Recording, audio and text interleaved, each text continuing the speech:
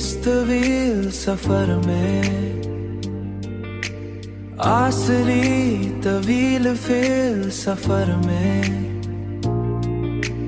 मैंने बहुत कुछ खोया और बहुत कुछ पाया, मगर तुम्हारी मोहब्बत जैसा एहसास दोबारा कभी ना मिला, कभी ना मिला, कभी ना मिला।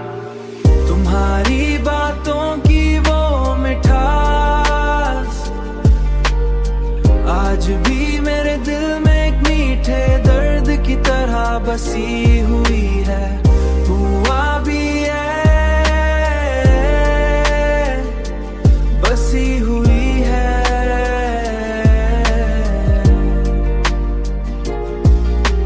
मैं सोचता हूँ, मैं अक्सर सोचता हूँ कि अगर वक्त को पलटा जा सकता,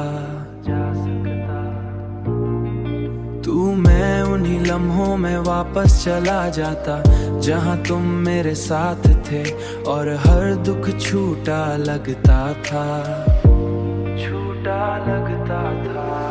तुम्हारी बातों की वो मिठास आज भी मेरे दिल में एक मीठे दर्द की तरह बसी हुई है, हुआ भी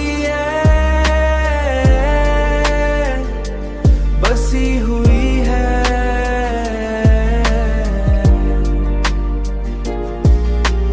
मगर हकीकत ये है कि वक्त कभी वापस नहीं आता और हमें उन यादों के सहारे जीना पड़ता है।